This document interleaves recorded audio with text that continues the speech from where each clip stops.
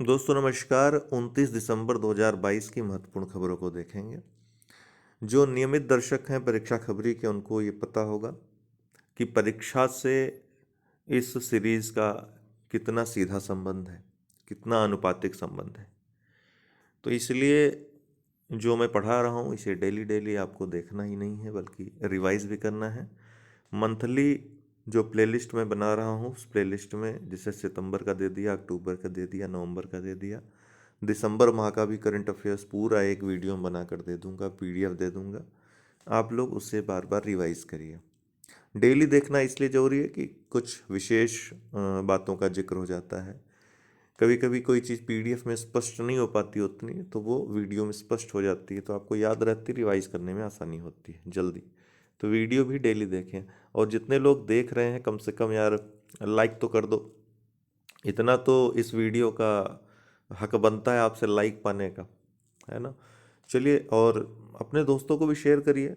अच्छी चीज़ है तो अगर आपको लगता है कि आपके काम का है या काफ़ी काम का है तो आप शेयर भी कर सकते हैं।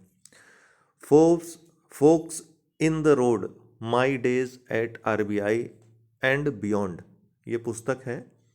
पुस्तक इसलिए महत्वपूर्ण हो जाती है क्योंकि सी रंगराजन ने ये पुस्तक लिखी है। और ये पुस्तक, ये जान लीजिए कि अगर किसी अर्थशास्त्री या आरबीआई के गवर्नर ने लिखी है तो परीक्षाओं के लिए बहुत महत्वपूर्ण हो जाती है। किसी न किसी एग्ज़ाम में आप ये प्रश्न देख लेंगे।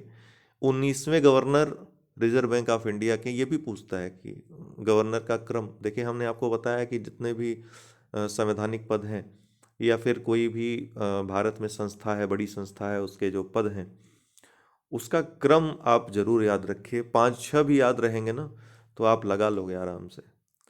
या ट्रिक से पूरा याद कर लीजिए, ज़्यादा अच्छा है। राष्ट्रपति, प्रधानमंत्री, योजना आयोग के अध्यक्ष, नीति आयोग, चलिए वो तो नया है, वो तो आपको पता ही होगा, महिला आयोग की अध्यक्ष, ठीक है, कैग, जितने भी महत्वपूर्ण महत्वपूर्ण उपराष्ट्रपति हो गए, आपको याद रखना है, रट लेना है पूरी तरीके से। लोकसभा के अध्यक्ष कौन कौन हुए, राज्यसभा के सभापति कौन कौन हुए, यानी उपराष्ट्रपति कौन कौन हुए भाई। तो ये आपको एकदम रटा होना चाहिए हमेशा। ऐसा नहीं कि एग्ज़ाम टाइम में आपको अब याद आए कोडिंग करनी है, वो उस समय याद नहीं हो पाएगा आपको। अरविंद वालिया भारतीय सेना के नए इंजीनियर इन चीफ नियुक्त हुए हैं। कौन? अरविंद वालिया भारतीय सेना के नए इंजीनियर इन चीफ नियुक्त हुए हैं। बेकल, ये पहला अंतर्राष्ट्रीय समुद्र तट महोत्सव है, कहाँ मनाया गया? केरल के मालाबार तट पे। बेकल क्या है? पहला अंतर्राष्ट्रीय समुद्र तट महोत्सव है, कहाँ मनाया गया? केरल के मालाबार तट में। प्रसाद योजना और स्वदेश दर्शन योजना दोनों ही पर्यटन मंत्रालय की योजनाएं हैं, 2015 में शुरू की गई थी। मैंने सोचा ये आपको बता दें क्योंकि ये बहुत महत्वपूर्ण है, क्योंकि संस्कृति मंत्रालय पर्यटन मंत्रालय में आपको अक्सर कन्फ्यूजन हो जाती है। तो याद रखिएगा, प्रसाद और स्वदेश दर्शन दोनों ही पर्यटन मंत्रालय की योजनाएं हैं, 2015 में शुरू हुई। प्रसाद योजना जहां चयनित तीर्थों का, पहले 12 तीर्थ चयनित किए गए थे, बाद में 41 हो गए, कल मैंने आपको बताया भी था। इन तीर्थों का सर्वांगीण विकास, ताकि पर्यटन को, घरेलू पर्यटन को बढ़ावा दिया सके, अर्थव्यवस्था को, रोजगार को बढ़ाया जा सके। स्वदेश दर्शन योजना सर्किट आधारित, इसमें थीम आधारित सर्किट्स के विकास की योजना थी। ये भी पर्यटन मंत्रालय के द्वारा पर्यटन को बढ़ावा देने के लिए 2015 में शुरू की गई थी। ये भी उत्तर प्रदेश और बिहार के दो दो शहर शामिल हैं प्रसाद योजना के तहत, जिसको प्रसाद शहर कहा जाएगा। वाराणसी मथुरा उत्तर प्रदेश का, और गया और पटना बिहार का, ये याद रखिएगा। भारत, पहली बार विश्व टेबल टेनिस की मेजबानी भारत को मिली है। ये गोवा में आयोजित होगा 2023 में। Priyanka Sharma, most important fact, Uttar Pradesh PCS जो लोग दे रहे हैं, उत्तर प्रदेश रोडवेज में पहली महिला बस ड्राइवर कौन बनी है? प्रियंका शर्मा। प्रोजेक्ट ICRUS, अमेरिकी सरकार द्वारा सौर भू इंजीनियरिंग पर शोध के लिए प्रोजेक्ट ICRUS शुरू किया गया है। कृत्रिम रूप से सूर्य की किरणों को विक्षेपित परावर्तित करने को ही सौर भू इंजीनियरिंग का विषय माना जाता है। सौर भू इंजीनियरिंग या सोलर जियो इंजीनियरिंग जिसको कहते हैं, ये बड़ा विवादित विषय है। कई मूवीज इस पे बन चुकी हैं। कई बार जिक्र होता है कि भारत में होमी जहांगीर भाभा ने इस तरह की कोई प्रणाली सबसे पहले विकसित करने की बात कही थी।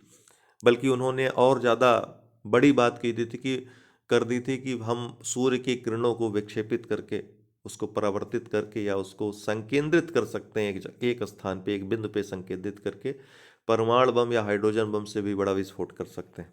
किसी भी देश को अगर खाक करना हो तो वो प्रणाली हम अपना सकते हैं। तो ये एक विवादास्पद विषय रहा है। ये संभव हो सकता है भी नहीं हो सकता है, किस लेवल तक हो सकता है, इस पर भी काफ़ी बहस हुआ है।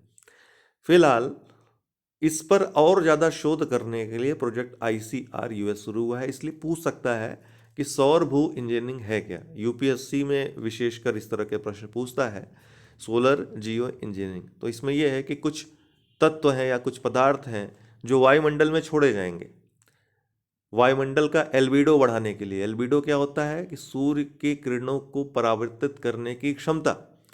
तो वायुमंडल में ऐसे तत्व छोड़े जाएं जो सूर्य की किरणों को परावर्तित कर दें या विक्षेपित कर दें, जिससे किसी स्थान विशेष में जो सूर्य का तापमान ज़्यादा है उसको कम किया सके। यही सोलर भू इंजीनियरिंग का विषय होता है। तो याद रखिएगा। धनु यात्रा या धनुर यात्रा इसको कहते हैं, कंस मेला भी कहते हैं। बरगढ़ शहर उड़ीसा का है। यहाँ पर ये मेला आयोजित होता है। 7 या 15 दिन का मेला होता है, इस समय आयोजित हो रहा है। अगर आप लोगों को समय मिले तो जाइएगा। दुनिया का सबसे बड़ा ओपन एयर थिएटर भी इसको कहा जाता है। मैं इस मेले में सम्मिलित हो चुका हूँ। आपको अपना अनुभव भी थोड़ा सा बताऊंगा 2 लाइन में, ज़्यादा बताने की आवश्यकता नहीं, देखेंगे ज़्यादा समझ में आएगा। तो कंस मेला के नाम से भी प्रसिद्ध है। देवकी का जो वो देवकी और कंस का जो वो कथानक रहता है, जिसमें एक रथ पे जब ये अपनी बहन को देवकी को ले जाता है, ससुराल ले जाता है उनके, तो रास्ते में आकाशवाणी होती है कि देवकी का ही पुत्र तुम्हारा वध करेगा। उसके बाद फिर जो चीज़ें शुरू होती हैं, बुरी चीज़ें शुरू होती हैं, और उसके बाद कृष्ण भगवान का जन्म होता है, अंततः कंस का वध होता है। यहाँ तक ये पूरा मेला चलता है। तो इतने समय तक ओपन एयर थिएटर, पूरा शहर थिएटर के रूप में बदल जाता है। इसीलिए इसको दुनिया का सबसे बड़ा ओपन एयर थिएटर कहते हैं। सबसे रोचक बात है कि इतने दिनों तक, जितने दिन तक मेला चलता है, पूरे शहर की जो कमान है, जिले की जो कमान है, वो कंस के हाथ में आ जाती है। जिलाधिकारी यही हो जाता है पूरा, अर्थात लोगों की समस्याएं भी सुनता है राजा की तरह और उनका समाधान भी करता है, आदेश देता है।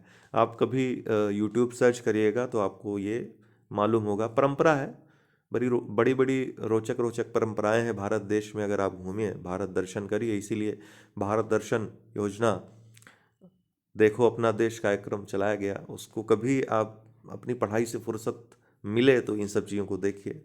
आपको लगेगा कि कैसे देश में, कितने विचित्र, कितने महान देश में हम रह रहे हैं। तो बरगढ़ को जो शहर है उसको मथुरा शहर के रूप में देखा जाता है। आमपाली जो शहर है गोपापुरा के रूप में देखा जाता है, जहाँ कृष्ण भगवान का बचपन बीता था। और जीरा नदी जो इन दोनों शहरों के बीच है उसको यमुना नदी के रूप में देखा जाता है।